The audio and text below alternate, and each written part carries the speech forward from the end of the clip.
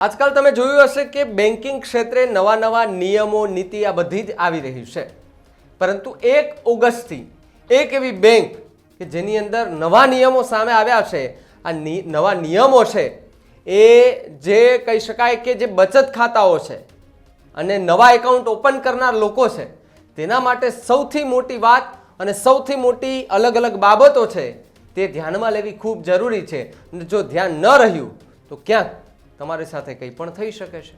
નમસ્કાર, આપ જોઈ રહ્યા છો ન્યૂઝ રૂમ અને આપની સાથે હું ભાવિક.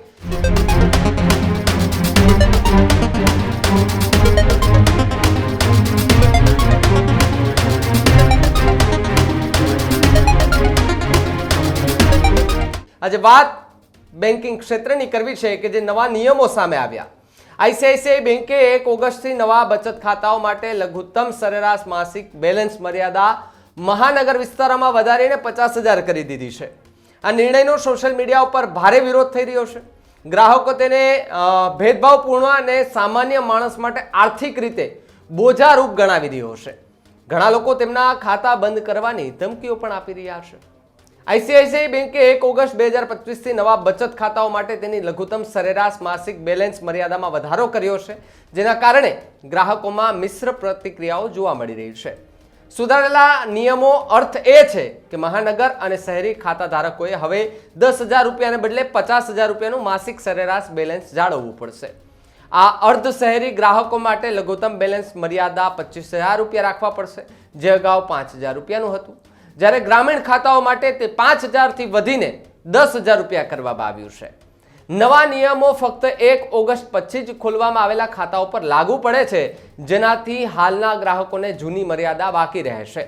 જે લોકો આ શરતો પૂરી કરવામાં નિષ્ફળ જાય છે તો તેમને બાકીની રકમના 6% અથવા તો 500 રૂપિયા જેટલું ઓછું હોય તો તે દંડ ચૂકવવો પડશે. આ પગલાંથી આઈસીઆઈસીઆઈ બેંક એ નિયમિત બચત ખાતાઓ માટે સૌથી મોંઘી ખાનગી બેંકમાંની એક બની ગઈ છે. ખાસ કરીને જ્યારે ઘણી મોટી જાહેર ક્ષેત્રની બેંકોએ નાણાકીય સમાવેશને પ્રોત્સાહન આપવા માટે લઘુત્તમ બેલેન્સ દંડ નાબૂદ કર્યો, તેની તુલનામાં એચડીએફસી અને એક્સિસ બેંક શહેરી ગ્રામીણ માટે લઘુત્તમ બેલેન્સ એ 10,000 રૂપિયા રાખ્યો છે. ઘણા લોકોએ બેલેન્સ મર્યાદામાં વધારાને ભેદભાવપૂર્ણ ગણાવ્યું. સોશિયલ મીડિયા પર વપરાશકર્તાઓએ તેને ઉચ્ચ કક્ષાના લોકો ગણાવ્યા અને આરબીઆઈને હસ્તક્ષેપ કરવા વિનંતી કરી. ટીકાકારો દલીલ કરે છે કે આવી આવશ્યકતાઓ મધ્યમ અને ઓછી આવક ધરાવતા ગ્રાહકો માટે અવરોધ ઊભું કરી શકે છે.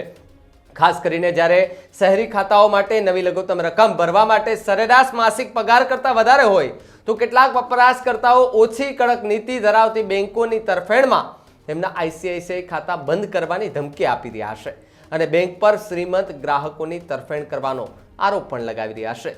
ત્યારે સોશિયલ મીડિયા પર આ આખી વાતને લઈને યુઝર્સો એ આઈસીઆઈસીઆઈ બેંકને ટ્રોલ કરી રહ્યા છે અને લખી રહ્યા છે. તેમાંથી એક યુઝરે એવું લખ્યું, એક એવા દેશમાં જ્યાં 23 કરોડ લોકો ગરીબી રેખા નીચે જીવે છે, આઈસીઆઈસીઆઈ 50,000 રૂપિયાની લઘુત્તમ રકમને માસ્ટર સ્ટ્રોક માને છે.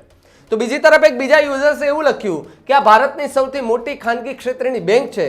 મને લાગે છે કે તેના ખરાબ દિવસો હવે શરૂ થઈ ગયા છે. આ ગ્રાહકો સાથે એક પ્રકારની છેતરપિંડી છે. એક તરફ સરકારી બેંકો લઘુત્તમ બેલેન્સ પર દંડ નાબૂદ કરી રહી છે, જ્યારે ખાનગી ક્ષેત્રે તેમને વધારી રહ્યું છે અને ખાનગીકરણનું નુકસાન કહેવાય છે. જો કે અન્ય એક યુઝરે આ પગલાંનો બચાવ કરતા કહ્યું કે આઈસીઆઈસીઆઈ બેંક દ્વારા તેના બચત ખાતામાં લઘુત્તમ બેલેન્સ વધારવા પર આટલી તીવ્ર પ્રતિક્રિયા કેમ? તેઓ તેમના ગ્રાહક સેગમેન્ટ પસંદ કરી શકે છે અને ફી આવક વધારાનો વિચાર કરી શકે છે. મને ખાતરી છે કે ગ્રાહકો ગુમાવવાનું ટાળવા માટે સરેરાશ બેલેન્સનું વિશ્લેષણ કરવામાં આવ્યું હશે. તેઓ કોઈ સામાજિક હેતુ ધરાવતી સરકારી બેંક નથી અને તેઓ શેરધારકો માટે આ કામ કરી રહ્યા છે.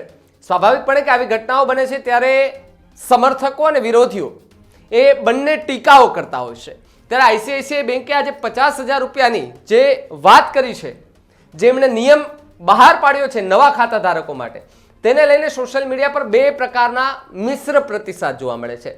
એક તરફ વખાણ થઈ રહ્યા છે તો બીજી તરફ ટીકાઓ પણ થઈ રહી છે. તમને શું લાગે છે આઈસીઆઈસીઆઈ બેંકને આ નિયમ નીતિને લઈને, કે આ પ્રકારના નિયમો હોવા જોઈએ કે કેમ? કમેન્ટ બોક્સમાં મારી ખાસ લખજો. જોતા રહેજો ન્યૂઝ રૂમ. નમસ્કાર.